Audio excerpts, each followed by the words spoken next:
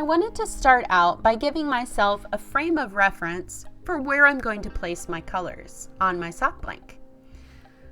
I kept track of how many rows that I knit the sock blank with in my last video on the Centro knitting machine.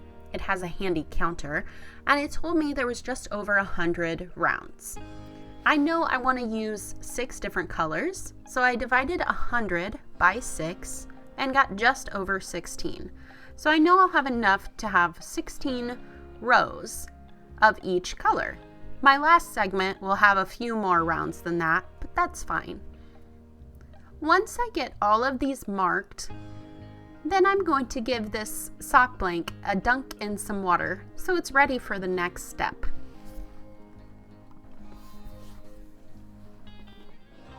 Now I'm going to mix my colors together.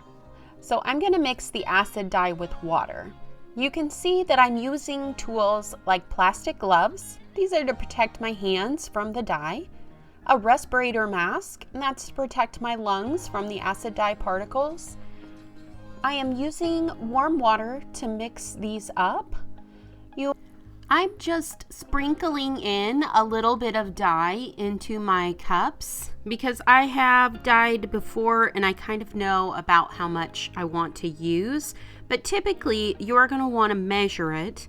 You're going to weigh 1 gram of acid dye to mix with about 100 milliliters of water. That's typically what you want to use for a base color, and then you can change it if you want it lighter or darker as far as adding more water or more dye. All right, now we're ready for the fun part when we get to start adding color to the sock blank. I am taking my sock blank that has been soaked in water and I am placing it directly into my electric skillet. This is an electric skillet that, again, I only use for acid dyes. I did not add any water into the pan, and I am just adding the dye that we pre-mixed to the sections. This color that I just added is salmon. The next color I'm going to add is vermilion. I switched out the lid there because it felt a little loose and I didn't want to drip it everywhere. This is a beautiful red vermilion color that I'm adding.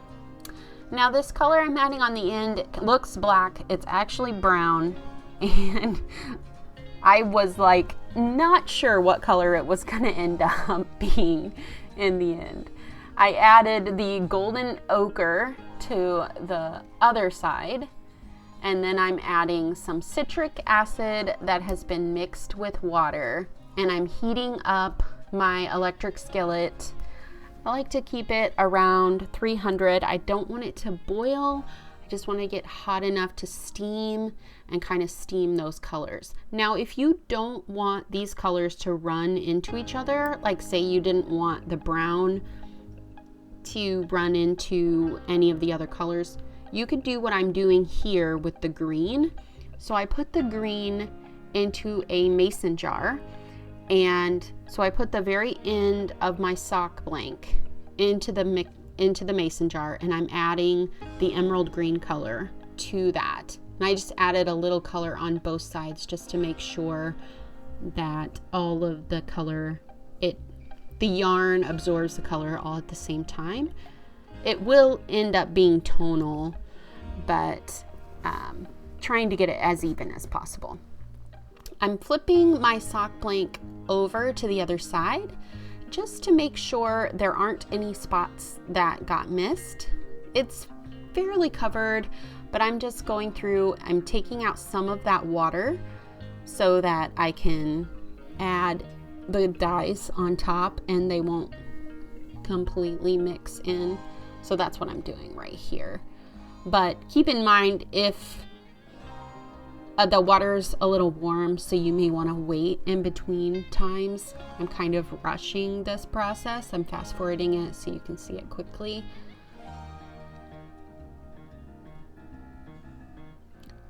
These colors did blend together quite a bit. So I definitely have a gradient from the brown to the red to the yellow, and they blend in together really well. But I'm going to go ahead and put the rest of the brown that I had mixed into a mason jar and put the end of that into the other mason jar, because what I want to do is I want to see how that green color is coming out. So I'm getting everything else out of the pan, and by now you can kind of tell when in person how much dye has been absorbed, and if the water starts looking clear, you know you can put your other color in.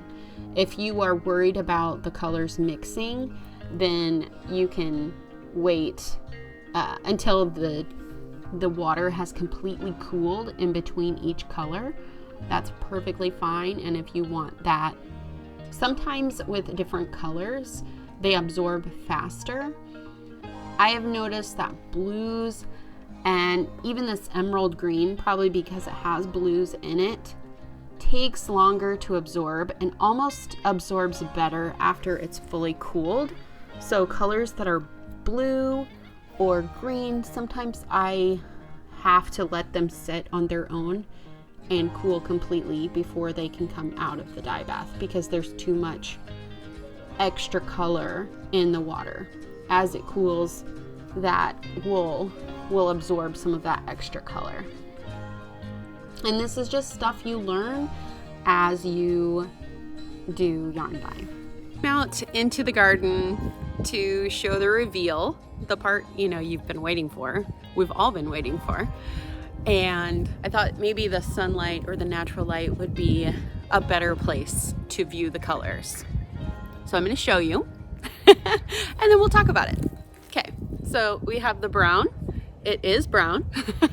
Moving into the vermilion, just like the pinky red, moving into the salmon and the golden ochre, into the navy and the emerald. Okay, so let's see the full shot here. Step back, you can see all the colors, how they look together. What do you think? My first opinion is that I really like the rainbow one that I did first better, but I needed to try something different. And I think this is something where you almost have to have a vision for what you want your colors to be. And I didn't have a full color story vision. Here's what I'm going to do.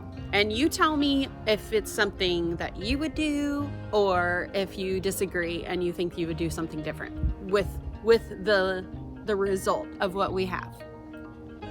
Okay, I am going to start, this is the start point. So I'm going to start knitting cuff down, and I'm going to knit a pair of socks just out of these first colors. So the brown, the red, the salmon, and the yellow, because I think this would be a really pretty sock set. And then I'm going to save this other bit for another project, because I never use 100 grams for a pair of socks, or very rarely. I can make them a little shorter and won't need to use the entire sock blank anyway. And it just feels like these other colors, these blues and greens, are just not really cohesive with the vibe that's happening up here. I'm loving this vibe. I think it's very desert, summer vibes. So I think I will do that. Tell me if you think you would do the same thing or not. I was just gonna say that if you're dyeing yarn and you're not following a strict plan, sometimes you're gonna get these spontaneous results. But honestly, that is kind of what I love about it. You could be very strict, like you could have this down to a science on mixing your colors, the heat you're gonna heat the dye to, or the dyes in the water, and the timing. You could get that down perfect, and there are people that definitely do that. And I love that, okay? I know that's not who I am, and I'm never gonna be that way, so I'm not gonna try to fit myself in that box. I do love the spontaneity of just dyeing stuff. So I know that if I want colors to match, I'm generally going to put them all in the same pan and dye them together, so I know that they'll match. But other than that, maybe in the future I will hone my skills and get better and better. But that is right now, this phase where I'm at. That's where I'm at.